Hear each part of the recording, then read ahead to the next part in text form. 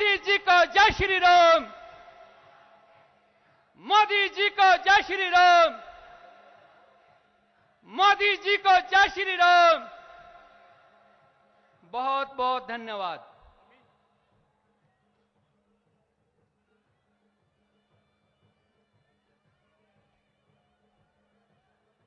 मैं अपने प्रदेश के यशस्वी मुख्यमंत्री आदरणीय जयराम ठाकुर जी से निवेदन करता हूं कि वो मंच पर आएं और इस जन समुदाय को संबोधित करें। आदरणीय जयराम ठाकुर जी।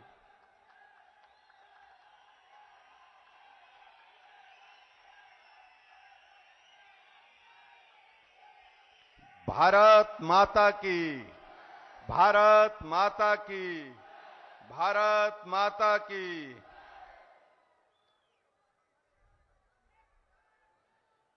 महान भारत के यशस्वी प्रधानमंत्री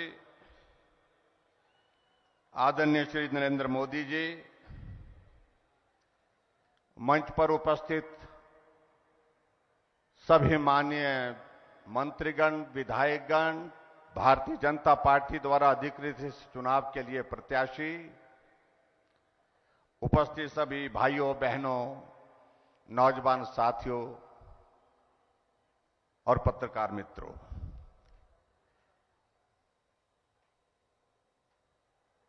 मैं देश के यशस्वी प्रधानमंत्री नरेंद्र भाई मोदी जी का देवभूमि और वीरभूमि हिमाचल प्रदेश में हिमाचल की जनता की ओर से हार्दिक अभिनंदन करता हूं, स्वागत करता हूं।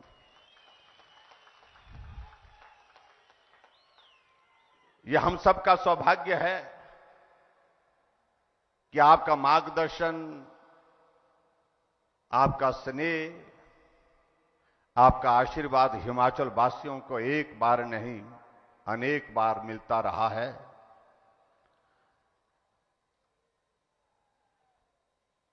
और आज अगर हम इस सुंदर नगर के इस मैदान में यहां पर एकत्रित हैं, निश्चित रूप से मैं इस बात को कह सकता हूं कि आपके आशीर्वाद और शुभकामनाओं से विधानसभा के इस चुनाव में जो मंडी जिला, जो हिमाचल प्रदेश का दूसरा बड़ा जिला है, अब की बार फिर से उसी प्रकार से जीत हासिल करेगा जिस प्रकार से 5 वर्ष पहले यहां पर हमने जीत हासिल की थी। कांग्रेस को एक भी सीट यहां पर नहीं मिली थी। और यह भी एक संयोग है कि आज से ठीक 5 वर्ष पहले पिछले कल यानी कि 4 तारीख को इसी मैदान में आप हम सबको आशीर्वाद और शुभकामनाएं देने के लिए चुनाव के दिन आए थे। और आपका वो आशीर्वाद फलीभूत हुआ, यशस्वी हुआ हम सब के लिए, और हम सब हिमाचल प्रदेश की विधानसभा में जीत करके पहुंचे थे। ये हिमाचल, ये हमारा हिमाचल, ये आपका हिमाचल, आपका अपना हिमाचल, ये आपने अपनी भावनाओं में एक बार नहीं अनेक बार व्यक्त किया है। और सिर्फ कहने के लिए नहीं, जहां हिमाचल को विकास के लिए सहयोग देने की आवश्यकता थी वहां आपने सहयोग दिया। जहां हिमाचल को स्नेह देने की आवश्यकता थी वहां आपने स्नेह दिया। और हिमाचल के साथ इस प्रकार से जोड़ करके जिस प्रकार से आपने एक बार नहीं अनेकों बार इस प्रकार का संदेश दिया, ये हिमाचल मेरा हिमाचल, अपना हिमाचल, ये भाव आज लोगों के दिल दिमाग में बैठ गया है। अगर बिलासपुर अगर आप आते हैं ऑल इंडिया मेडिकल इंस्टीट्यूट का उद्घाटन करने के लिए, तो आप बिलासपुर ही नहीं रुकते हैं, बिलासपुर से जाकर के कुल्लू पहुंचते हैं। कुल्लू के दशहरे के मेले में रघुनाथ जी का आशीर्वाद लेने के लिए ढालपुर के उस मैदान में पहुंचते हैं। और हमारे लिए सचमुच ये सपने जैसी बात थी। कभी कल्पना नहीं कर सकता था हिमाचल के देश के प्रधानमंत्री दशहरे कि इस अवसर पर वहां पर भाषण देने नहीं, सभा को संबोधित करने के लिए नहीं, सरकारी काम से नहीं, सिर्फ देव दर्शन के लिए, देवताओं का आशीर्वाद लेने के लिए पहुंचे। यह हमारे लिए कल्पना से परे की बात है। आपने कहा कि मैं रघुनाथ जी के रथ के पास जाऊंगा।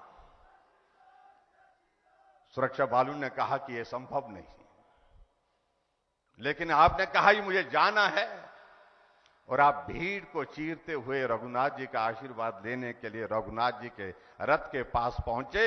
और यही नहीं, वहां देवताओं का सम्मान करने के लिए आप 15 मिनट तक, जो वहां पर एक व्यवस्था की गई थी, उस मंच पर खड़े होकर के आपने देवी देवताओं को नमन किया, देवभूमि के देवी देवताओं का सम्मान किया। उसके लिए हम सब आपके आभारी हैं। जिस प्रकार से देव संस्कृति को आपने सम्मान दिया, ऐसा नहीं लग रहा था कि देश के प्रधानमंत्री यहां आए, ऐसा लग रहा था जो हिमाचल की परंपराओं से अच्छी तरह से वाकिफ हैं, जो हिमाचल की परंपराओं में रचे बसे हैं, और वो इस प्रकार से देव संस्कृति का सम्मान करने के लिए आप यहां पर खड़े हैं। सचमुच में हमारे लिए वो क्षण बहुत भावुक था। आप हिमाचल प्रदेश की ही बात नहीं, आप केदारनाथ गए, अभी हाल ही में दर्शन करने के लिए गए, आशीर्वाद लेने के लिए गए, लेकिन पूरी दुनिया ने आपको देखा सिर में हिमाचल की टोपी, गद्दी का चोला, और कमर में, जिसको हमारी पहाड़ी भाषा में गाची बोलते हैं, वहां आपने कुल्लू का मफलर पहन करके वहां दर्शन करने के लिए पहुंचे। तो स्वाभाविक रूप से यह भी क्षण ऐसा क्षण था जो हिमाचल वासियों को आप बहुत करीबी के साथ दिल को छू गया। भाई और बहनों, मुझे लगता है कि बहुत सारी चीजों का कहने का आज का अवसर नहीं। आज हमने आदरणीय प्रधानमंत्री जी का संदेश सुनना है, आपका आशीर्वाद लेना है। ये हिमाचल आपका हिमाचल, अपना हिमाचल आपके साथ चट्टान की तरह खड़ा है।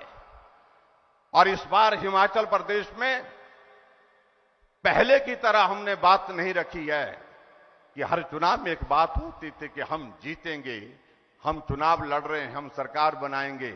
लेकिन अब की बार हमने हटकर के बात कही है, जीत तो हासिल करेंगे ही, लेकिन उसके साथ साथ हमने कहा है कि अब की बार एक और शुरुआत करेंगे, अब की बार रिवाज बदलेंगे।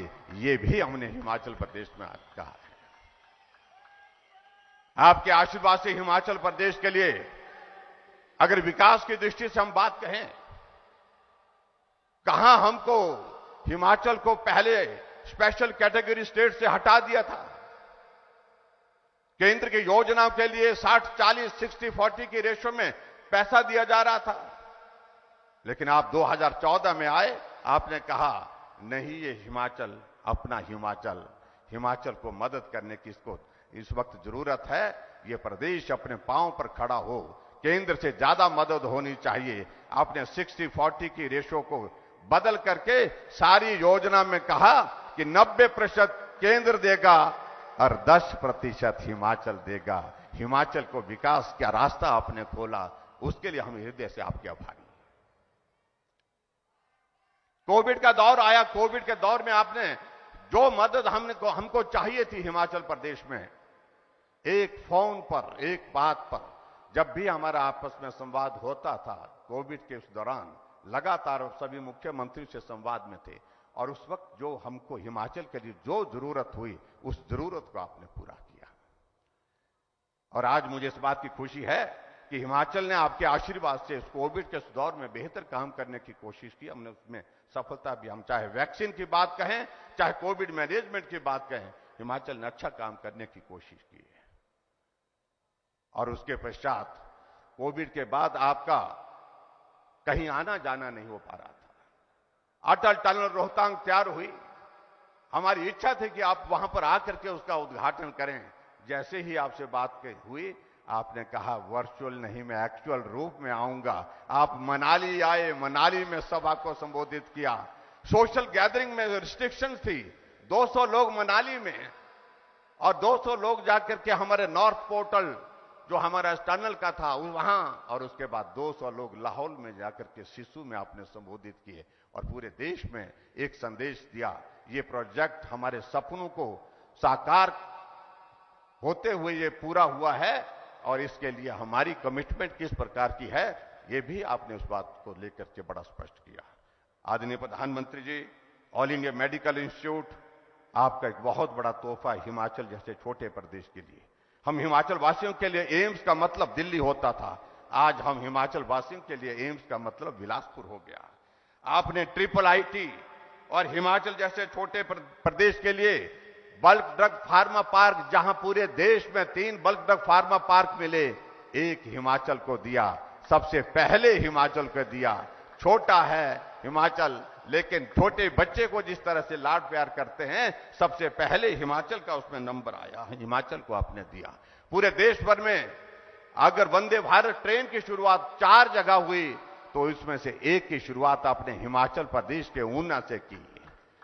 पूरे देश भर में अगर पीएमजीएसवाई की, अगर प्रधानमंत्री ग्राम सड़क योजना का फेज 3 की अगर शुरुआत हुई तो आपने कहा कि ये चंबा से हम शुरू करेंगे। आप चंबा के चौगान में पहुंचे, वर्षों के बाद 1981 के बाद कोई प्रधानमंत्री वहां पहुंचे और जिस तरह से भावुक होकर के चंबा के लोगों ने आपका अभिनंदन किया, स्वागत किया, मुझे लगता है कि वो आपके मस्तिष्क में लंबे समय तक के लिए दिल दिमाग में एक छाप छोड़ करके गया। और हमारे भी, ये भी मैं कहना चाहता हूं, बहुत सारी चीजों का जिक्र करते हुए मैं समझता हूं कि आज का ये वक्त नहीं है। आदरणीय प्रधानमंत्री जी, मैं इतना जरूर कहना चाहता हूं, आपके आशीर्वाद से हिमाचल प्रदेश में हमने प्रयत्न किया है अपनी केंद्र की योजनाओं को आगे बढ़ाने का, प्रदेश की विभिन्न योजनाओं के माध्यम से हिमाचल प्रदेश के गरीब के करीब रहकर के सेवा करने का, और वो अवसर आपने हमें दिया। आपका 5 वर्ष तक जो आशीर्वाद मिला उसके लिए मैं आपका हृदय से आभार व्यक्त करता हूं और आने वाले समय के लिए आपकी शुभकामनाएं हमको आगे बढ़ने के लिए मिलेगी। ये हिमाचल आपके साथ चट्टान की तरह खड़ा रहेगा और हिमाचल का एक लक्ष्य है, हमारे देश के यशस्वी प्रधानमंत्री नरेंद्र भाई मोदी जी को ताकत देना, मजबूती देना और डबल इंजन की सरकार, ये क्रम बना रहे, ऐसी बात कहते हुए एक बार फिर से मैं देवभूमि हिमाचल में आपका अभिनंदन करते हुए अपनी बात पूरी करता हूं। बहुत बहुत धन्यवाद, नमस्कार, जय हिंद, जय हिमाचल। भारत माता की, भारत माता की, भारत माता की। धन्यवाद। मैं अपने देश के यशस्वी प्रधानमंत्री आदरणीय नरेंद्र मोदी जी से निवेदन करता हूं कि वो इस जन समुदाय को अपना आशीर्वचन दे। आदरणीय नरेंद्र मोदी जी।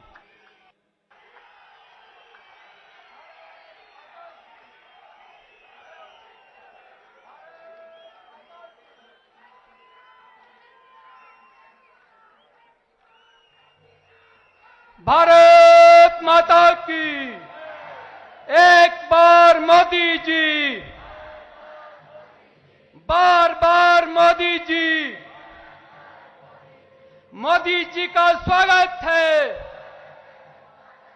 स्वागत है भाई, स्वागत है।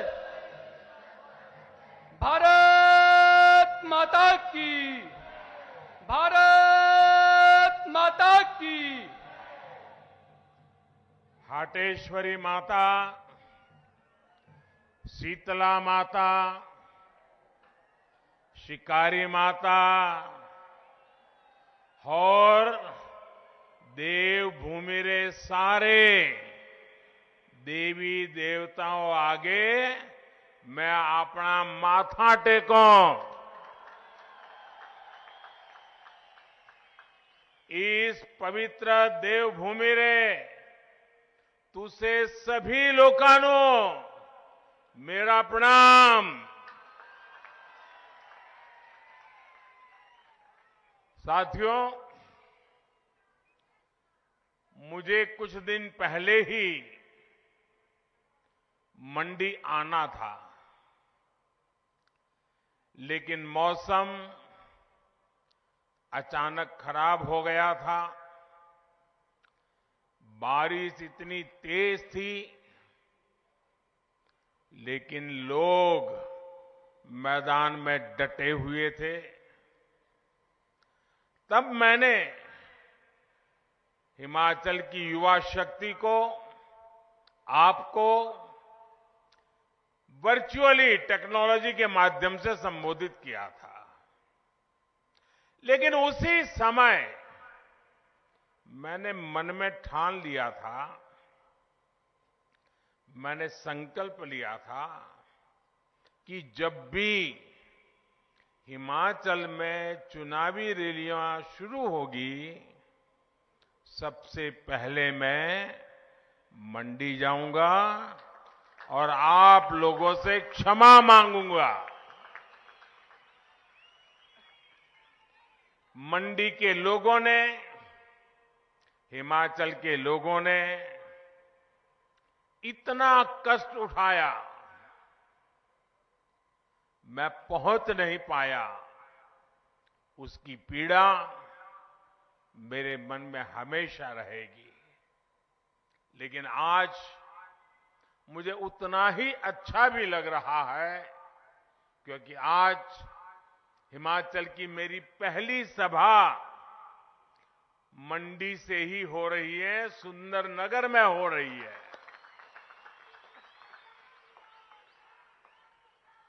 और यहां इतनी बड़ी संख्या में आप लोग होंगे। हमारी माताएं, बहनें, बेटियां हम सबको आशीर्वाद देने आई हैं। और मैं हेलीपैड से यहां आ रहा था, पूरे रास्ते भर जो प्यार, जो उमंग, जो आशीर्वाद देखते ही बनता था। हम सब आपके बहुत बहुत आभारी हैं।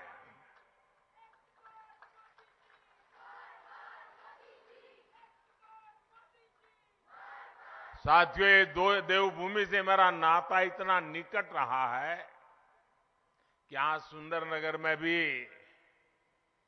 मैं पहले भी बहुत बार आना होता था। मैंने निहरी की चढ़ाई भी चढ़ी है और सराज, कुल्लू, किन्नौर, चंबा और कांगड़ा के दुर्गम क्षेत्र भी पैदल नापे हैं दोस्तों। यहां के रास्ते, ये सुंदरनगर की इतनी सुंदर बीबीएमबी झील, उसे कोई कैसे भूल सकता है। और जब मैं मंडी शहर की और फिर यहां से जब जाता था, तो अक्सर यहां रास्ते में चाय पीना, यहां की दुकानों से लोगों से गप्पे मारना, ये मेरा एक प्रकार से क्रम बन गया था। तब न मैंने सोचा था कि एक दिन हिमाचल प्रदेश की देश की सेवा का मौका मिलेगा, आप सबके आशीर्वाद से मिलेगा। और सुंदरनगर के मेरे पुराने सभी साथी, उनको भी वो पुरानी बातें याद करते होंगे तो आश्चर्य होता होगा। हम लोग घंटों घंटों गप्पे लड़ाया करते थे, हंसी मजाक किया करते थे। हमारे ठाकुर गंगा सिंह जी, हमारे दिलेराम जी, हमारे दामोदर दास जी, ऐसे अनेक संयोजन में भी मैंने बहुत कुछ सीखा। मुझे कुछ समय पहले ही यहां सुंदरनगर के होनहार सपूत बॉक्सर आशीष चौधरी से भी याद है, उनसे बातचीत करने का मौका मिला था। टोक्यो ओलंपिक जाने से पहले जब वो स्पेन में ट्रेनिंग ले रहे थे, तब मेरी उनसे बात हुई थी। पिता की मृत्यु के बाद जिस तरह का हौसला भाई आशीष ने दिखाया, वो सब लोग नहीं दिखा पाते। सुंदरनगर के लोगों की यही बात पूरे हिमाचल की पहचान है ये पहाड़ी लोगों की पहचान है। साथियों, मैं आज सुबह जब दिल्ली से निकला, आप लोगों के पास आ रहा था, तभी मुझे स्वतंत्र भारत के पहले मतदाता और कल्पा किन्नौर के रहने वाले श्याम शरण नेगी जी के दुखद निधन की भी खबर मिली। 106 वर्षीय नेगी जी ने अपने जीवन में 30 से ज्यादा बार मतदान किया था। इतना ही नहीं, अभी 2 दिन पहले 2 नवंबर को ही ये जो विधानसभा चुनाव हो रहे हैं, उसके लिए भी उन्होंने पोस्टल बैलेट के माध्यम से वोट दिया था। जाने से पहले भी उन्होंने मतदान करके अपना कर्तव्य निभाया। ये बात हर देशवासी को, खास करके मेरे युवा मतदाताओं को, हर नागरिक को सदा सर्वदा प्रेरित करती रहेगी। मैं बहुत ही भावुक मन से परम आदरणीय श्याम शरण नेगी जी को सर झुका करके श्रद्धांजलि देता हूं। उनके परिजनों के प्रति अपनी संवेदनाएं व्यक्त करता हूं। साथियों, इस बार का हिमाचल चुनाव बहुत खास है। खास इसलिए क्योंकि इस बार 12 नवंबर को जो वोट पड़ेंगे, वो वोट सिर्फ आने वाले 5 वर्ष के लिए नहीं है। इस बार 12 नवंबर को पड़ने वाला एक एक वोट हिमाचल के अगले 25 साल की विकास यात्रा तय करेगा।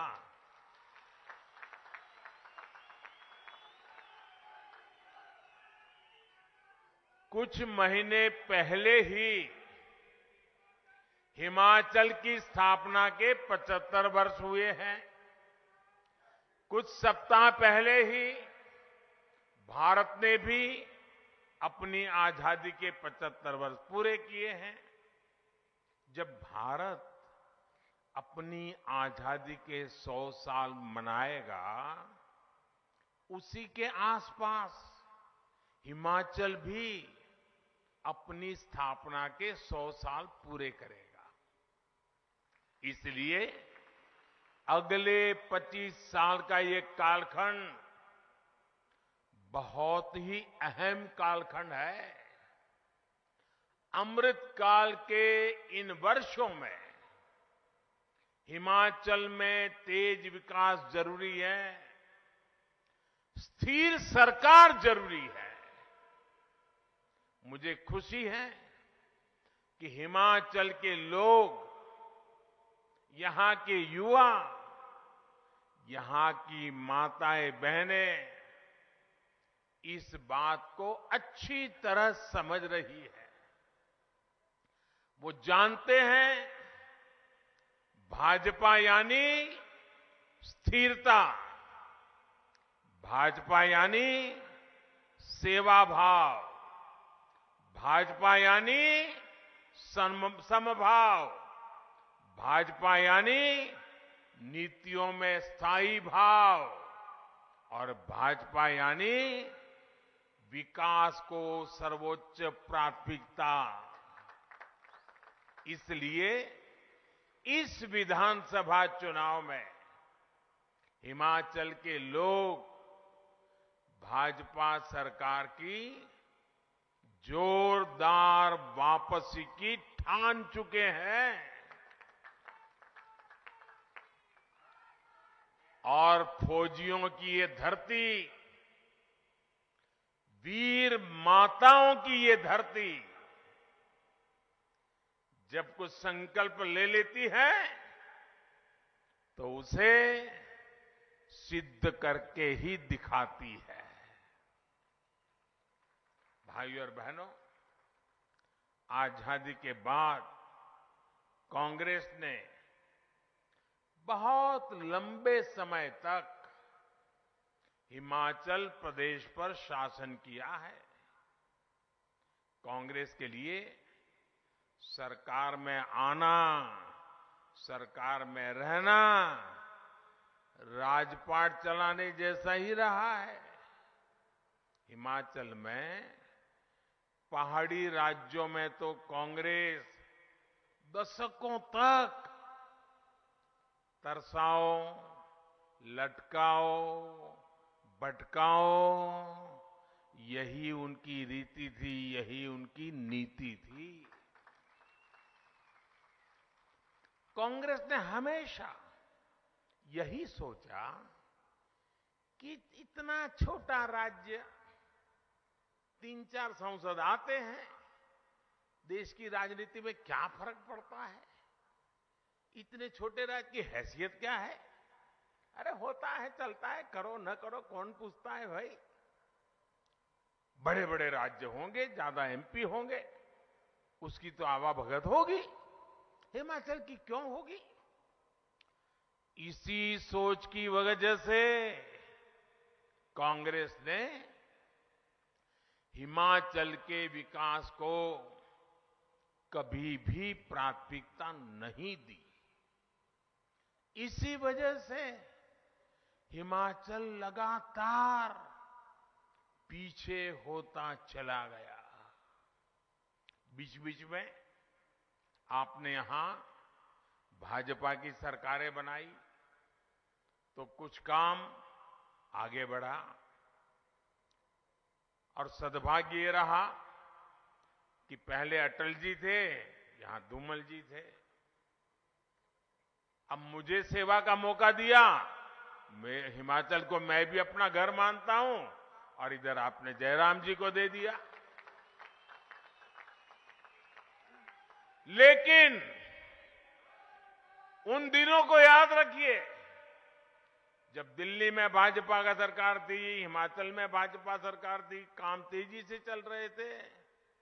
लेकिन जैसा ही 5 इसके 5 उसके 5 इसके 5 उसके ये वाले चक्कर में पड़ गए, और जैसे ही कांग्रेस वाले वापस आए सारे काम ठप कर दिए, वो अपनी कटकी ढूंढने में लग गए। इस वजह से हिमाचल विकास की ऊंचाई पर नहीं पहुंच पाया जिस पर पहुंचने का हिमाचल का हक था, हिमाचल के लोगों की आवश्यकता थी। साथियों, मैं आपसे एक चीज जानना चाहता हूं। जरा आप सोचिए, अपनी रोजमर्रा की जिंदगी के अनुभव से सोचिए। अगर घर में कोई बीमार होता है और फिर किसी एक अच्छे डॉक्टर से दवाई लेता है, लेकिन हफ्ते भर दवाई लेता है, फिर कोई आ जाता है, अरे रे रे ये अंग्रेजी दवाई क्यों लेते हो, आयुर्वेद ले लो। तो इसको भी लगता है यार अब हफ्ते भर तो अंग्रेजी दवा खाई, चलो अब आयुर्वेद करते हैं। तो एक सप्ताह अंग्रेजी खाई, छोड़ दी, फिर दूसरा सप्ताह आयुर्वेद पे चढ़ गए, और फिर दूसरे सप्ताह आयुर्वेद खाई। इतने में कोई आ गया, अरे भाई ये आयुर्वेद क्यों खाते हो, क्या फायदा है, ऐसा करो होम्योपैथी ले लो। तो तीसरे हफ्ते होम्योपैथी ले लिया। अब मुझे बताइए, एक हफ्ते एक दवाई, दूसरे हफ्ते दूसरी दवाई, तीसरे हफ्ते तीसरी दवाई, चौथे हफ्ते चौथी दवाई, क्या मरीज ठीक होगा क्या? मुझे बताइए, बीमारी जाएगी क्या? जाएगी क्या? भाई बीमारी है तो एक दवाई को पकड़ के लंबे समय तक जरा एक बार देख लें, तब फायदा होता है कि नहीं होता है? भाइयों बहनों, इतनी जल्दी जल्दी दवाइयां बदलने से बीमारी जाती नहीं है। आप दवा का एक डोज ले, फिर दूसरा डोज, फिर तीसरा डोज, कभी किसी को फायदा नहीं होता है। और इसलिए मेरे भाइयों बहनों, हिमाचल ने अब तक ऐसी ही गलती होती रही है और उसका परिणाम ये आया है कि यहां जो मुसीबतें हैं, इसके लिए किसी ने अपनी जिम्मेवारी नहीं ली। आपकी जो तकलीफें हैं, जो मुसीबतों से आपको जिंदगी गुजारनी पड़ रही है, उसकी जो आकर के शिमला में बैठे, उन्होंने जिम्मेवारियां नहीं ली। और उनको भी पता था कि अब 5 साल आए हैं, क्या करना है भाई, क्या जरूरत है, 5 साल कितना ही काम करो, ये लोग तो 5 साल के बाद दूसरे को लाने वाले हैं। तो वो सोचता है कुछ करना ही नहीं है। ये जो 5-5 वाला दिमाग में भरा दिया बदमाश लोगों ने, गलत सोचने वाले लोगों ने, उन्होंने आपका इतना नुकसान किया है कि आप किसी का जवाब ही नहीं मांगते हो। वो तो हाथ ऊपर कहते हम क्या करें भाई, आपने हमको मौका नहीं दिया, एक बार दिया, हम कुछ काम करें, उतने में तो आपने दूसरे को ला लिया। आप अगर सरकार से जवाब मांगना चाहते हैं, आप अगर सरकार से जवाबदेही चाहते हैं, आप उसको दोबारा मौका दीजिए ताकि उसको लगे कि हिमाचल की जनता अच्छे काम को आशीर्वाद देती है, तो उसका काम करने का उत्साह डबल हो जाता है। इस बार हिमाचल करेगा ना, इस बार दोबारा लाने का निर्णय करेगा ना, ये पुरानी बातों को छोड़ेगा कि नहीं छोड़ेगा। और मेरे हिमाचल के भाइयों बहनों, आपने मुझे दिल्ली में बिठाया है, मैं आपके लिए कुछ करना चाहता हूं। पिछले 5 साल से कर रहा हूं, आगे भी करना चाहता हूं। मुझे सेवा का मौका दोगे ना, पक्का दोगे। और मैं आपको वादा करता हूं, इस धरती के बेटे के नाते मैं आपके लिए जितना कर सकता हूं, कभी पीछे नहीं रहूंगा भाई। लेकिन अगर यहां आपको ऐसे लोगों को बिठा दिया जो काम को आगे ही न बढ़ने दे, तो क्या होगा। मैं कितना ही दिल्ली से जोर लगाऊं, काम हो पाएगा क्या, रुकावटें आएगी कि नहीं आएगी। इसलिए भाइयों बहनों, यहां भाजपा की सरकार बनाइए ताकि मैं आपकी सेवा अच्छी तरह से कर सकूं।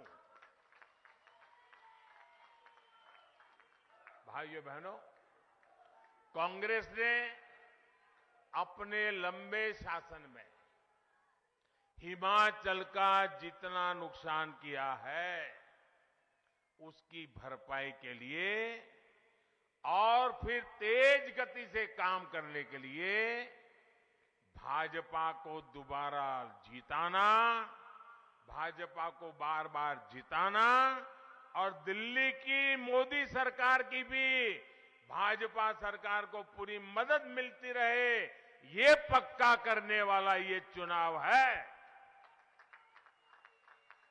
साथियों, कांग्रेस कैसे काम करती है, इसका मैं आपको एक उदाहरण देता हूं। एक एक चीज याद रखिए, भूलना मत। 50 साल से ज्यादा हो गए जब कांग्रेस ने गरीबी हटाओ की बात कही थी। जब भी आओ गरीबी हटा के नारे लगाओ, गरीबी हटाओ नारे लगाओ, वादा करना, और लोग भी मानते थे हाँ यार गरीबी जाएगी। चुनाव होते गए, गरीबी हटाओ का नारा देकर कांग्रेस सरकार बनाती गई, लेकिन देश से गरीबी नहीं हटी। झूठे वायदे करना, झूठी गारंटी देना, ये कांग्रेस की पुरानी तरकीब रही है।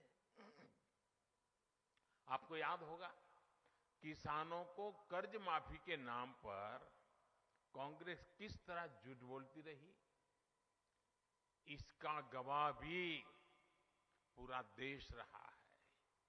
कांग्रेस की सच्चाई ये है कि 2012 में जिस घोषणा पत्र पर वो चुनाव जीते, मैं आज से 10 साल पहले की बात कर रहा हूं, उसमें आप निकाल करके देख लीजिए, 2012 में उनके जो वादे किए थे, जो उनके घोषणा पत्र में लिखा था, एक भी काम उन्होंने 2012 से 17 आपने उनको सर आंखों पर बिठाया, आपका एक भी काम उन्होंने किया नहीं, खोल करके देखा नहीं घोषणा पत्र उन्होंने।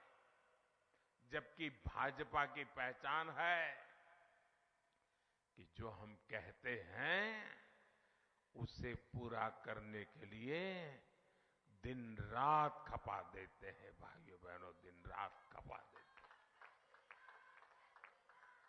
भाजपा जो संकल्प लेती है उसकी सिद्धि करके दिखाती है।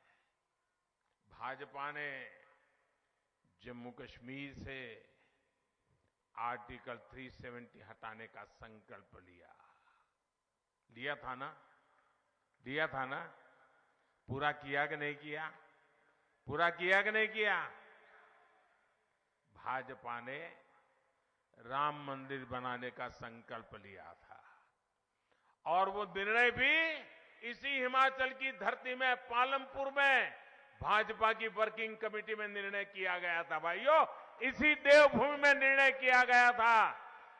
आज राम मंदिर बन रहा है कि नहीं बन रहा है? आप बताइए, बन रहा है कि नहीं बन रहा है? ऐसे नहीं, जरा जोरों से बोलिए, बन रहा है कि नहीं बन रहा है? वादा निभाया कि नहीं निभाया? वचन पूरा किया कि नहीं किया? साथियों, भाजपा के संकल्पों की सिद्धि का एक और उदाहरण, ये तो हमारी वीरों की भूमि है। हर परिवार फौजी परिवार है, हर घर हिंदुस्तान के सुरक्षा का किला है। अब देखिए, 1 रैंक 1 पेंशन एक ऐसा उदाहरण है, वो कांग्रेस को जानने समझने के लिए काफी है। कांग्रेस 40 साल से देश के फौजियों को हर चुनाव में वादा करती थी। आपके हिमाचल के मेरे फौजी परिवार बराबर याद होगा, हर बार वादा करते थे 1 रैंक 1 पेंशन बस आ जाएगा, चुनाव जिता दो, आ जाएगा चुनाव। कितनी सरकारें बनी, कितने ही प्रधानमंत्री आए, कितनी बार वादे करके गए, लेकिन इतने वर्षों तक केंद्र में कांग्रेस की सरकार रहने के बावजूद भी वे कभी भी 1 रैंक 1 पेंशन को लागू नहीं किया। और दिखावे के लिए बजट में मामूली 100, 200, 300 करोड़ रुपया डाल देते थे और लिख देते थे, लेकिन इससे होना नहीं था। ये आंख में धूल झोंकने की उनकी आदत, झूठे वादे करना, चुनाव जीतना फिर भूल जाना, यही उनका चरित्र। हिमाचल में हर बार वो झूठ बोलते रहे। देवभूमि में झूठ बोला है, देश की वीर माताओं के सामने झूठ बोला, देश के वीर जवानों के सामने झूठ बोला। भाइयों बहनों, मैं हिमाचल में आया था 2014 में, चुनाव में आपके वोट मांगने के लिए आया था, और मैंने हिमाचल में आकर के मैं कहा था, मैं जानता हूं मामला बहुत बड़े धन का है, धन खर्च करना पड़ेगा, तिजोरी खाली करनी पड़ेगी, लेकिन ये वादा मैं पूरा करूंगा। भाइयों बहनों, 1 रैंक 1 पेंशन का वादा हमने पूरा किया कि नहीं किया? किया कि नहीं किया? वादा 40 साल तक उन्होंने किया था, नहीं पूरा किया। हमने वादा किया, 5 साल के भीतर पूरा कर दिया था। भाइयों, जुबान की कीमत होती है, और लोकतंत्र में भारतीय जनता पार्टी की जुबान जनता जनार्दन को समर्पित होती है, जनता जनार्दन के लिए संकल्पित होती है भाइयों। वन रैंक वन पेंशन लागू होने की वजह से हमारे रिटायर्ड फौजी साथियों की जेब में, उनके परिवार के पास पहले जो पेंशन जाता था उससे अतिरिक्त और 60,000 करोड़ रुपया मेरे इन फौजी परिवारों के जेब में गए भाइयों। 60,000 करोड़ रुपया बहुत बड़ी अमाउंट होती है। आप ध्यान दीजिए साथियों, क्या कांग्रेस सरकार होती तो ये 60,000 करोड़ रुपया मेरे फौजी परिवारों के घर में आते क्या? फौजी परिवारों के विधवाओं के घर में जाते क्या? भाइयों बहनों, कांग्रेस की सरकार होती तो आज भी वन रैंक वन पेंशन के नाम पर आप लोगों को ठगती रहती। साथियों, उनके वादे कभी सही नहीं निकले। इस चुनाव में भी वादे करने में पीछे नहीं हटेंगे। उन पे भरोसा मत करना। कांग्रेस का एक और इतिहास रहा है जिसकी बहुत चर्चा नहीं हुई है। आज के युवा तो ये भी नहीं जानते होंगे कि आजादी के बाद देश का पहला घोटाला कांग्रेस ने रक्षा क्षेत्र में ही किया था। तब से लेकर जब तक कांग्रेस की सरकार रही तब तक उसने रक्षा सौदों में जमकर दलाली खाई, हजारों करोड़ के घोटाले किए। इसके साथ ही कांग्रेस ने एक और बात सुनिश्चित की। कांग्रेस कभी नहीं चाहती थी कि देश रक्षा साजो सामान के मामले में आत्मनिर्भर बने। वो सेना के लिए हर खरीद में कमीशन चाहती थी, अपने नेताओं की तिजोरी भरना चाहती थी। इस वजह से हमेशा हथियार खरीदने में देरी की गई। इसका नुकसान किसे हुआ?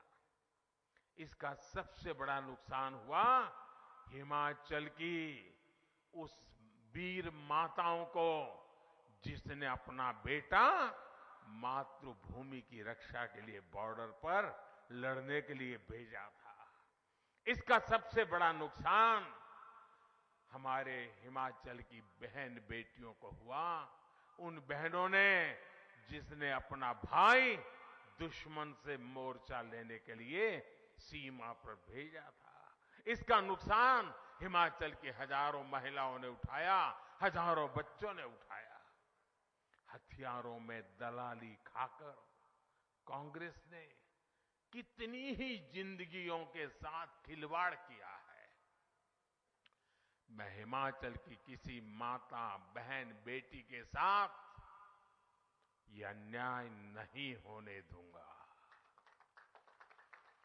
इसलिए आज भारत आत्मनिर्भर होने का अभियान चला रहा है, अपने हथियार खुद बनाने पर जोर दे रहा है। साथियों, कांग्रेस देश की रक्षा की ही नहीं बल्कि देश के विकास की भी हमेशा से विरोधी रही है।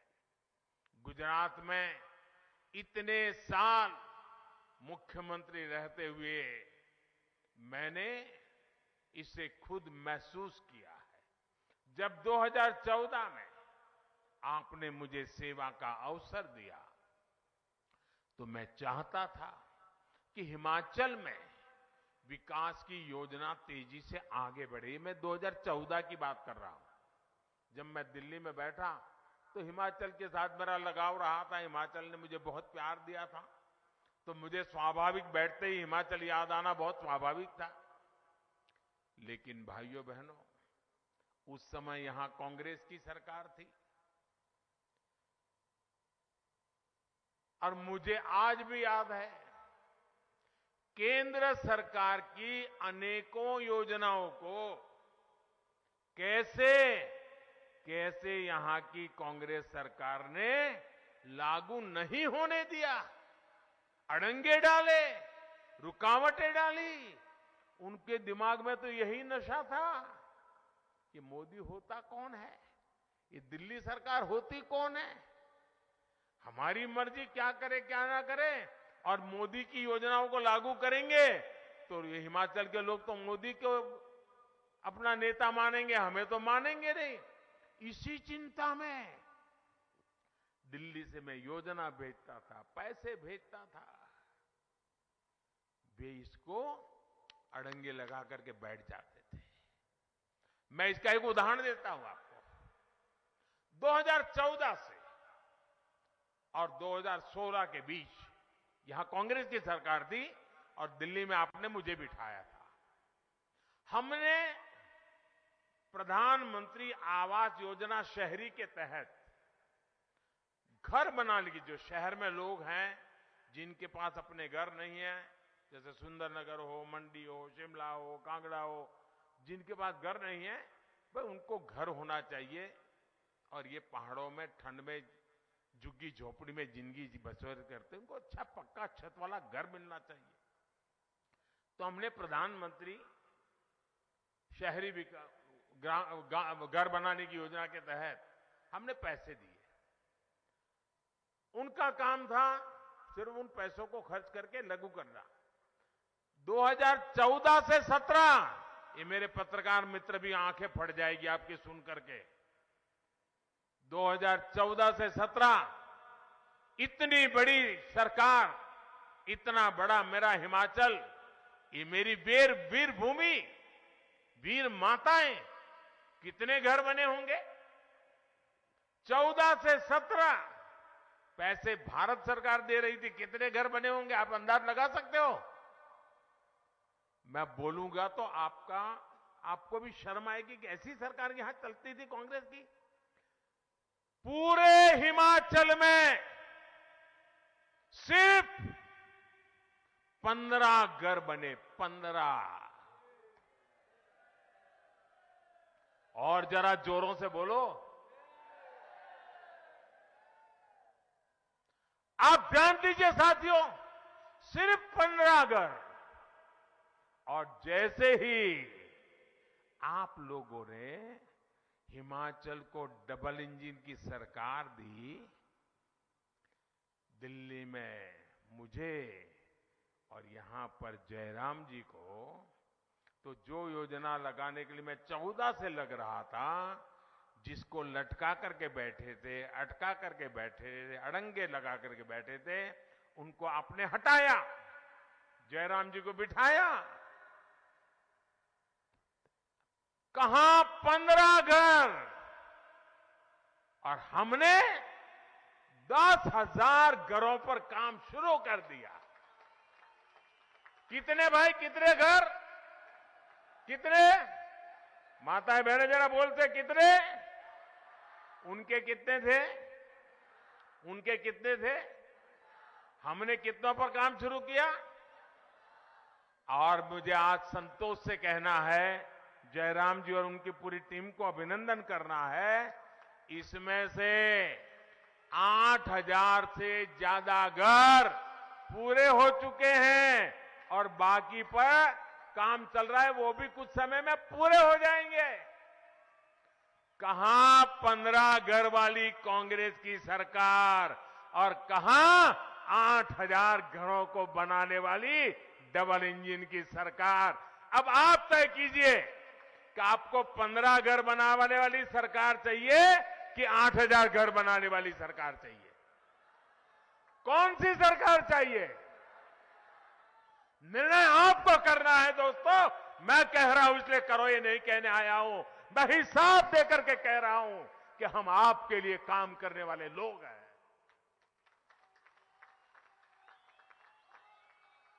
यानी 2017 के बाद से भाजपा सरकार में हिमाचल के विकास ने अभूतपूर्व तेजी पकड़ी है।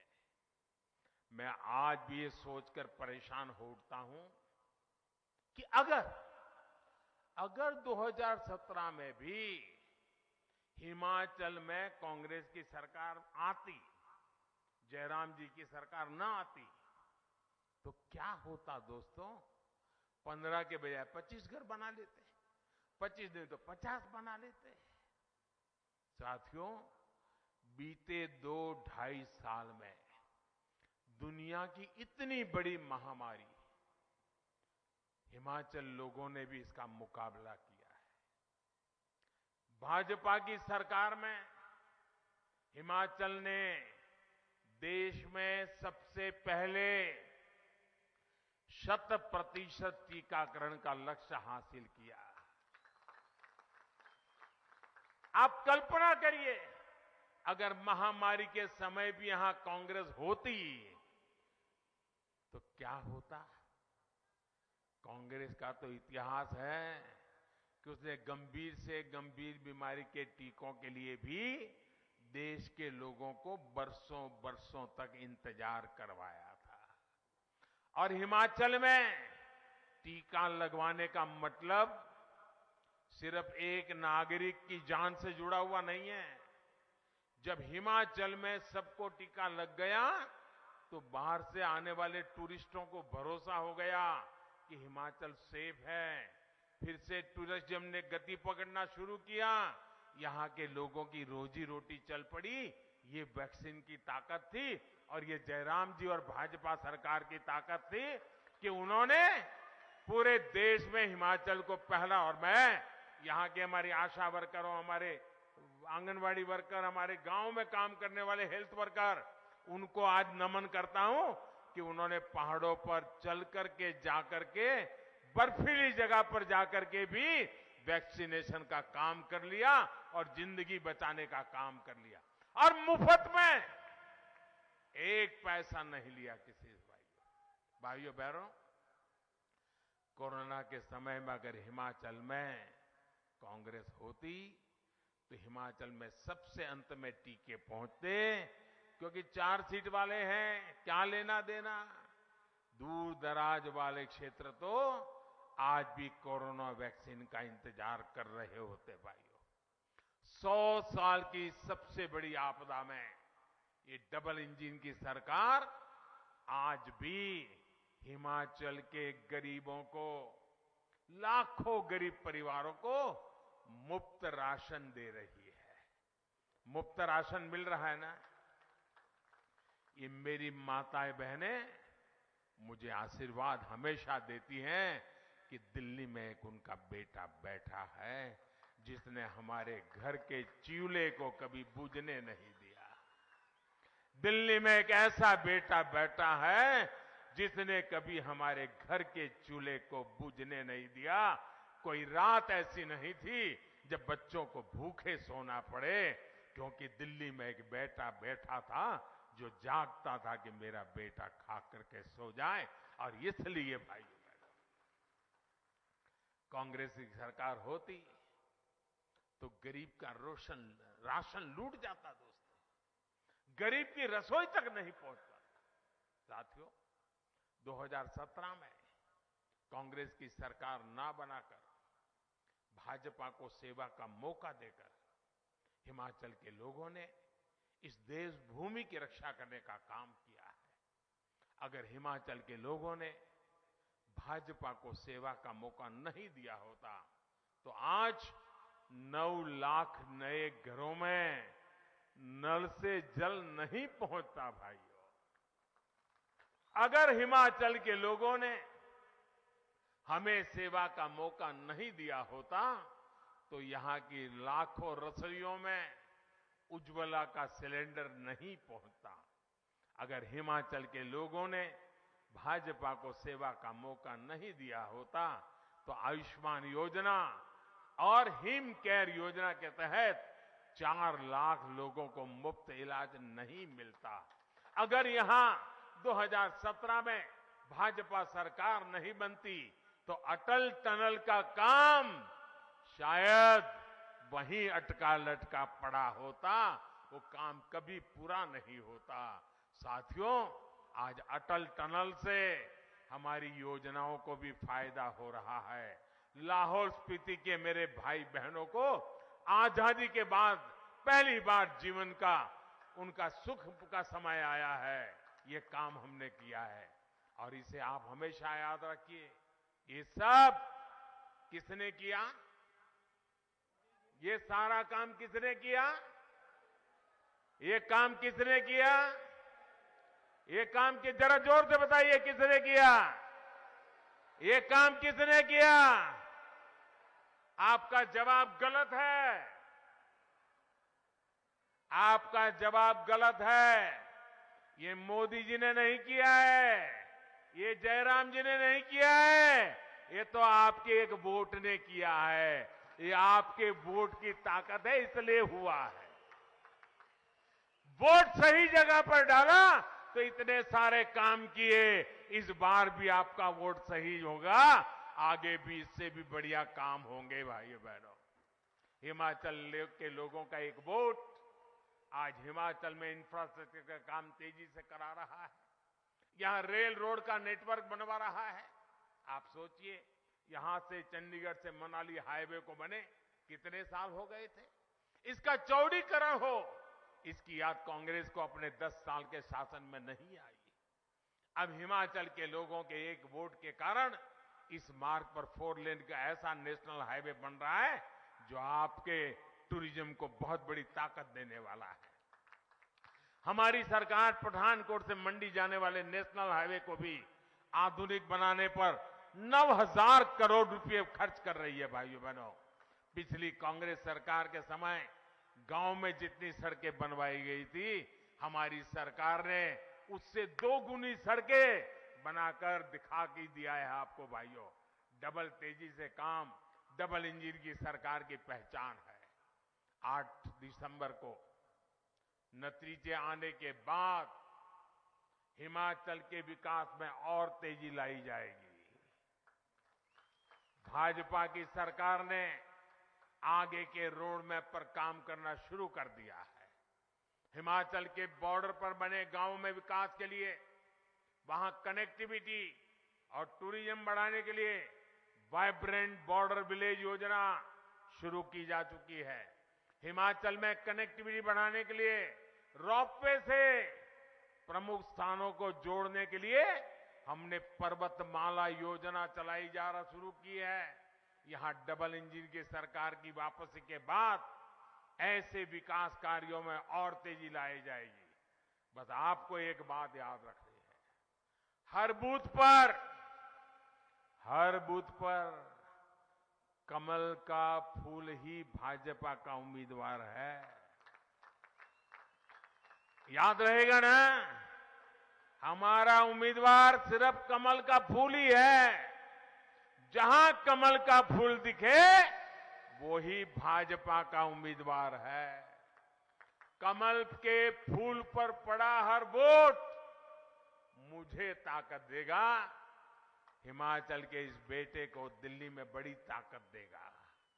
मंडी को, कुल्लू को, रामपुर को, किन्नौर को, लाहौल स्पीति को ताकत देगा। मैं विशेष रूप से इतनी बड़ी तादाद में आई माताओं बहनों कहूंगा कि माताएं बहनें अधिक से अधिक संख्या में इस बार वोट करने के लिए लोगों को प्रेरित करें। आप भी ज्यादा से ज्यादा वोट करिए। महिलाओं के वोटिंग के सारे रिकॉर्ड तोड़ दीजिए भाइयों बहनों। आपको जुलूस निकाल करके गीत गाते मतदान मथकों पर पहुंचना है। और जितनी भी बातें मैंने बताई है, एक काम करोगे, मेरा एक काम करोगे, जरा जोर से बताओ तो पता चलेगा। करोगे? घर घर जाओगे, मेरी बात लोगों को बताओगे, जो मैं कह के रहा हूं समझाओगे। और जहां भी जिस घर में जाएंगे ना, तो मेरी तरफ से एक बात कहना कि अपने मोदी जी आए थे मिलने के लिए। समय के कारण सबको तो नहीं मिल पाए, लेकिन मोदी जी ने आपको प्रणाम कहा है। इतना कह देंगे? इतना कह देंगे? कह देंगे भाइयों? बस मेरा प्रणाम पहुंचा दीजिए। हम मिलकर हिमाचल को आगे बढ़ाएंगे, नया रिवाज बनाएंगे, भाजपा को वापस लाएंगे। मेरे साथ जोर से बोलिए, भारत माता की, भारत माता की, भारत माता की। जो उम्मीदवार है उनसे मेरी प्रार्थना है, जरा आगे आ जाए। उम्मीदवार जो है, जितने उम्मीदवार है वो जरा आगे आ जाए। हाँ, जोर से बोलिए, भारत माता की, भारत माता की। मैं जरा आपके बीच में आता हूं, मेरे लिए जगह रखिए।